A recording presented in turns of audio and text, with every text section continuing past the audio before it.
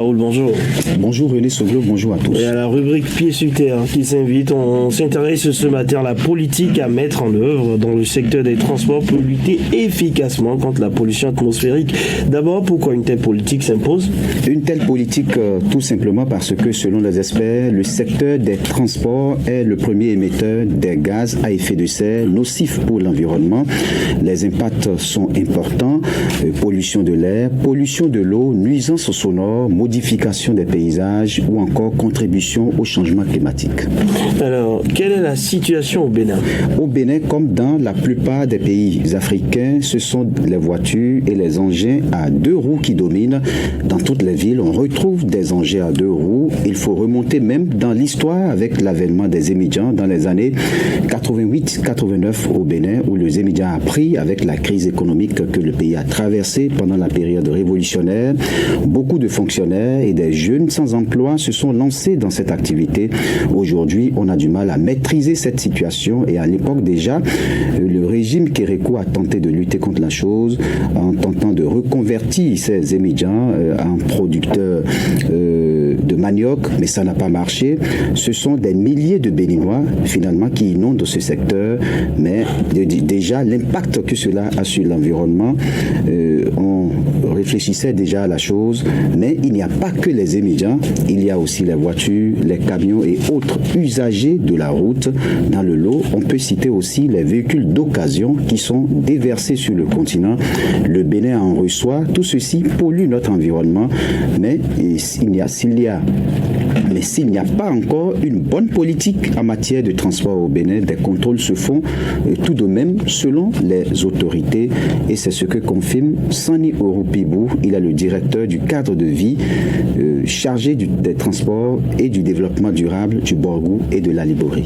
Il y a la pollution atmosphérique de par les gars qui viennent de nos moyens de transport. Et ce qu'on dit à ce niveau, c'est d'amener les uns et les autres à normalement, régulièrement contrôler les fuites de gaz au niveau de leur échappement. Parce que ça aussi, on arrive à les contrôler. À travers la direction générale de l'environnement et du climat a des moyens de le faire. Ils viennent souvent et on fait ce contrôle lorsqu'on le commence peut-être une semaine, 2 semaines. Et dans toutes les grosses villes, ça se fait. Et ça nous permet de voir, même nous-mêmes, on soumet nos moyens de déplacement à ce contrôle. Et suite à ce contrôle, on arrive à nous dire, vous êtes à tel taux de CO2, il faut corriger. Et ils ont des moyens pour corriger. Donc, ce que je vais dire, déjà, c'est que les gens fassent régulièrement les vidanges. Deuxième chose, c'est que les gens puissent bien entretenir les moyens de transport qu'ils utilisent. Malheureusement, il y a de ces engins que vous rencontrez vous-même et vous voyez, ce serait très difficile que ces engins-là respectent la norme qui est prescrite, que nous contribuions à charger la couche d'ozone. Cette forme de pollution devient plus dangereuse pour l'humanité. Ce n'est pas pour rien que les grosses industries et autres, on dit, il y a des pays dans lesquels on parle de pollueurs-payeurs.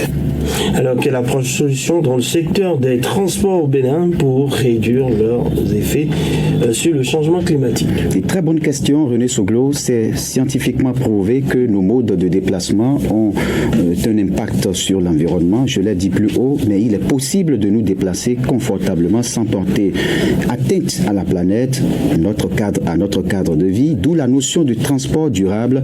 Un transport durable est un mode de déplacement qui intègre le concept d'écomobilité. Il s'agit d'un mode de transport qui ne met pas en danger les écosystèmes, la nature, qui ne met pas en péril l'environnement et la santé publique.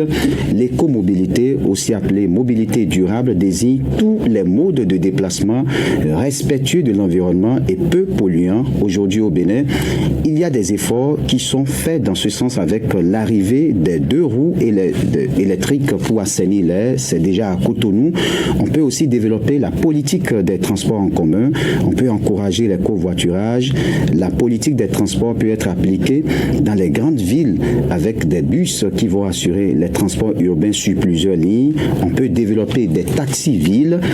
C'est une habitude qu'on a perdue parce qu'on l'a connue par le passé. Les conducteurs de taxi-moto doivent être en conséquence reconvertis dans d'autres corps de métier. C'est une volonté politique.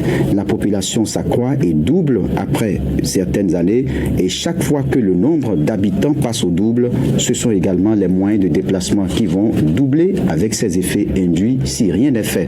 Il y a aussi le train qui est une option très importante dans la lutte contre la pollution. On peut aussi citer le vélo, la marche. En clair, si nous adoptons une bonne politique de transport, nous allons non seulement préserver notre environnement, mais ce sera également bénéfique pour la santé des populations. Ailleurs, les gens sont tournés vers le gaz aussi, pour éviter de produire plus de fumée. Oui. En Égypte, par exemple. Allez, merci à vous, Raoul Steve Gounoukon. Le moment pour nous de faire un tour au niveau des kiosques pour voir ce que les quotidiens nous proposent ce matin. La deuxième lecture, la une, avec vous, Djibril Bonzourat. Bonjour. Bonjour René Souglou. Et presque tous les journaux traitent ce matin l'actualité au ministère des Sports. Pour ce fait, Daibi Info nous informe que le successeur de Oswald Omeki au ministère des Sports est connu. Les 4 vérités écrites à sa une après la démission de Oswald Omeki, talent nomme Benoît Kapoindato à la tête du ministère des Sports. Le journal précise que le nouveau ministre des Sports, un jeune de 40 ans, est comme son prédécesseur, originaire de Djakotomé dans le Koufou. Quant au quotidien Fraternité, il précise que faire mieux que son prédécesseur, tel est le défi du nouveau ministre. Par ailleurs, le canard de Ménoté Fraternité s'intéresse à la transparence des dépenses fiscales et nous informe que le Bénin, bon élève, premier en Afrique et 8e au plan mondial. La même information est traitée par le quotidien Le Pays Émergent qui affiche l'indice mondial de transparence des dépenses fiscales. Le Bénin, classé 8e du monde, juste après les États-Unis et l'Italie. La boussole affiche à sa une supposée brouille entre Talon et Omeki. Le gant de la rupture a-t-il bégayé avant la bataille du trône pour 2026? S'interroge le canard. L'Audace Info, nouvelle taxation douanière au Bénin sur l'huile végétale peine assortie du port autonome de Cotonou. Le coup de gueule des importateurs est à découvrir dans les colonnes du journal. Voilà René Souglou, c'est tout pour cette matinée. C'est tout pour la lecture des unes des canards parus et parvenus à notre rédaction. D'accord, nous avons compris. Merci à vous, Djibril Bonzourat. Top horaire, et on rappelle les titres. Il est 8h avec Move Money. Tes transactions sont faciles et plus rapides. Move Money, avec toi chaque jour.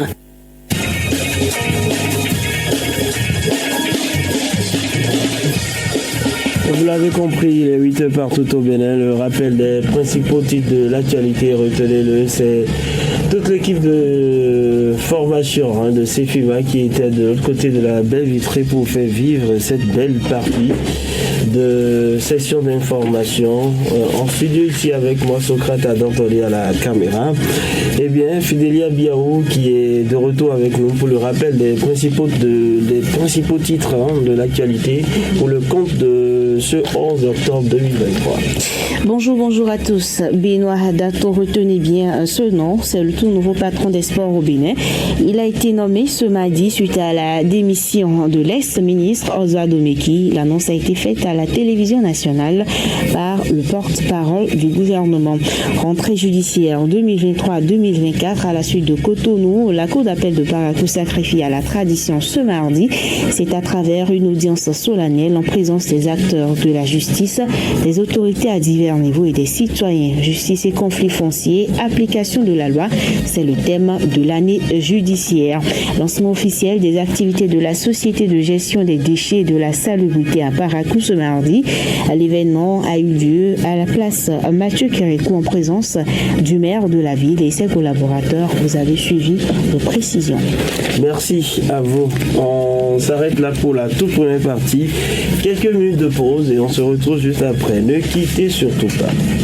Fraternité FM. Le grand direct. Radio Fraternité FM. Avec le grand direct de l'info, vous avez toujours une longueur d'avance.